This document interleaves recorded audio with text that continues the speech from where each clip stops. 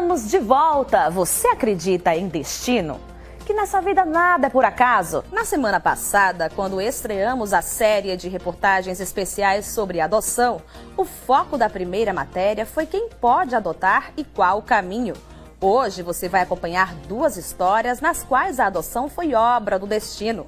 De um lado, uma professora universitária que nunca tinha cogitado ser mãe pela vida agitada e cheia de compromissos que tinha. De outro, a visão de quem foi adotada por um médico, de quem recebeu os cuidados quando foi abandonada pela mãe biológica em um hospital. Histórias diferentes, mas com uma afinidade. A adoção caiu literalmente no colo. Veja só que emocionante. Sente aí no seu sofá, na sua cama, assista, se emocione e se inspire.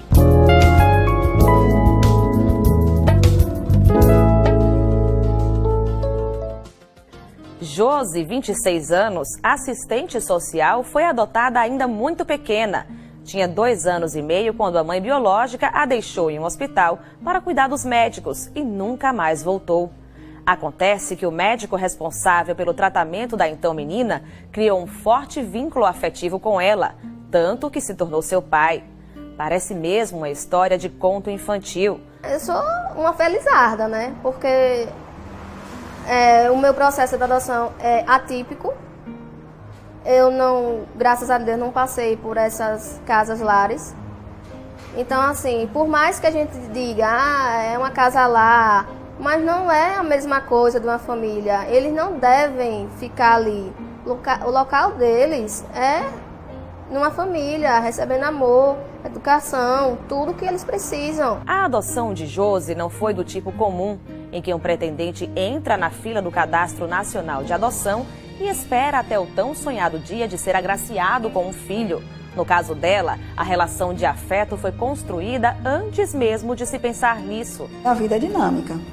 Muitas vezes as pessoas no dia a dia, as relações humanas e o fato social está na frente do direito, né? Então, às vezes acontece de você, dessas vidas se encontrarem, né? E de se construir essa relação socioafetiva, a relação na posse de estado de filho, essa relação de fato de filho que precisa ser regularizada.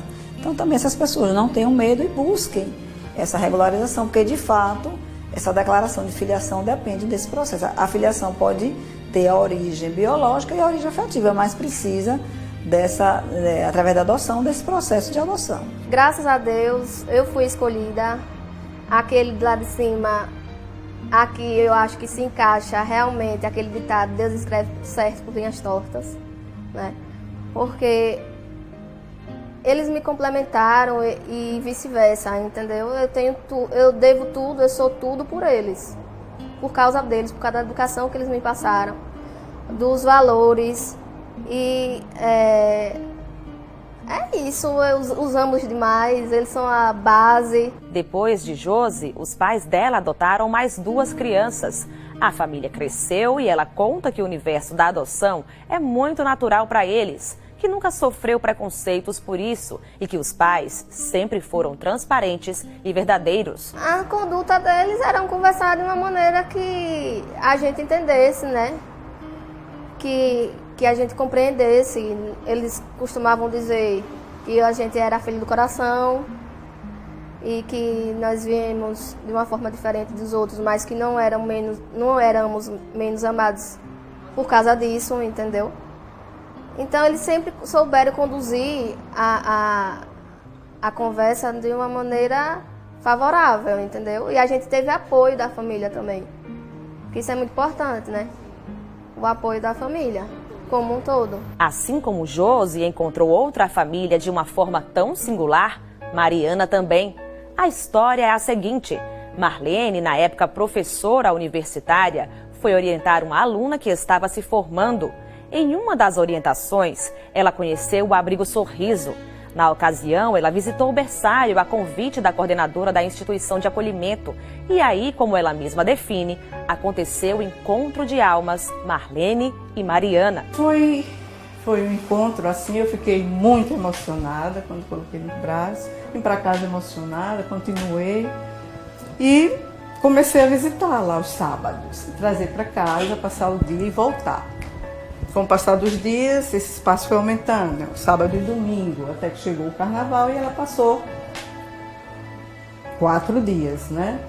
Devolvi na quarta-feira de cinzas e na quinta recebi um telefonema do abrigo dizendo que ela estava com muita febre e que não cessava com remédio.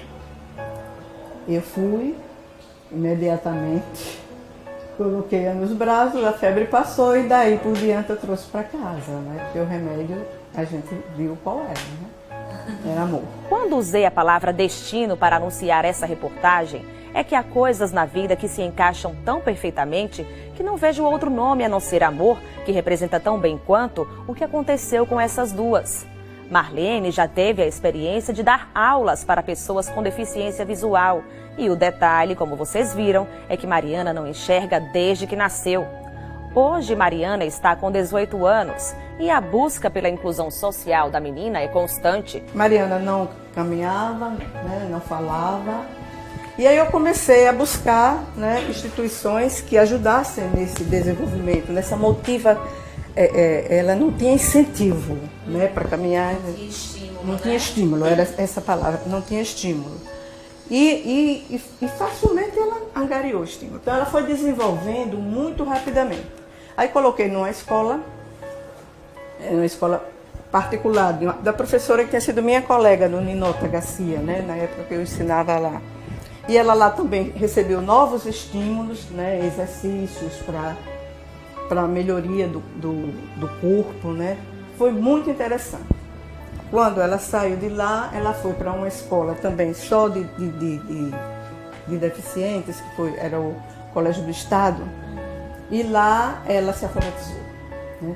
No Braille, né? Já tinha recebido um início nessa escola particular, e nessa escola do Estado ela completou o processo de alfabetização. Aí, quando ela saiu da escola onde ela se alfabetizou, aí eu coloquei em uma escola particular. Lá ela passou 3 anos, né? Eu tirei, voltou para uma escola do Estado, passou 1 ano, e depois eu saí pesquisando escolas particulares para colocar. Fui tendo muitas decepções, e aí começou, né, a dificuldade de inclusão que na legislação, a legislação contempla tranquilamente, mas de fato é difícil, não é? Aí, então, nessa pesquisa cheguei até a escola onde ela hoje está. Tem 7 anos que ela está nessa escola. Quando eu conversei com a coordenação, ela disse, pode matricular hoje. Ela cursa o 2º ano do ensino médio e já sabe o que quer estudar na universidade: música. Dona de uma voz marcante, semelhante a cantoras como Maria Bethânia, a menina mulher atende ao meu pedido e dá uma palhinha. Nada como ter rosa na vida, rosa mesmo ou mesmo rosa mulher. Todos querem muito bem a rosa, quero eu, todo mundo também quer. Um amigo meu disse que em samba canta-se melhor flor e mulher. E eu que tenho rosas como tema, canto no compasso que quiser. Segundo dados do Cadastro Nacional de Adoção, das 35.850 pessoas que desejam adotar, apenas 1.690 aceitam crianças com algum tipo de deficiência física. O que para a maioria dos pretendentes à adoção seria um empecilho, para Marlene, que sequer pensava em ter filhos, o fato de Mariana não enxergar nunca foi algo que a impedisse de se tornar a mãe dela. A maturidade e o amor de Marlene são tão intensos que veja só como ela encara a deficiência de Mariana. A gente tem que viver com a diversidade. As pessoas são diferentes. Então, eu digo sempre, as pessoas riem. Eu, hoje, nessa conjuntura atual, eu sou uma pessoa com deficiência tecnológica, né? Eu e o computador, e essa pecinha mágica desse tamanho, nós não temos química. Né? Eu vou até ganhar um bonitinho, daquele que só... Ela fica olhando pra ele pra ela. Mas eu vou pegar um dia que estiver bem calmo. Aí eu vou... Mas eu tenho que ajudar sua mãe. E tá entendendo? Então, Mãe, é mas que isso. dia, mãe? Que dia calma nessa rotina? Vai chegar esse dia e quando eu souber também. Então, mas a inclusão andou, sabe? Andou a passos lentos, mas andou. Eu vejo que a inclusão da criança com deficiência num processo numa família adotiva, ela pode ser muito mais fácil do que numa família biológica. Tá? Por quê? Porque eu acho, às vezes, essa criança que está numa instituição, ela foi rejeitada pelo fato da deficiência. Ou ela não souberam lidar com isso. E independente de classe social, às vezes quanto maior a classe socioeconômica e cultural, maior pode ser a rejeição.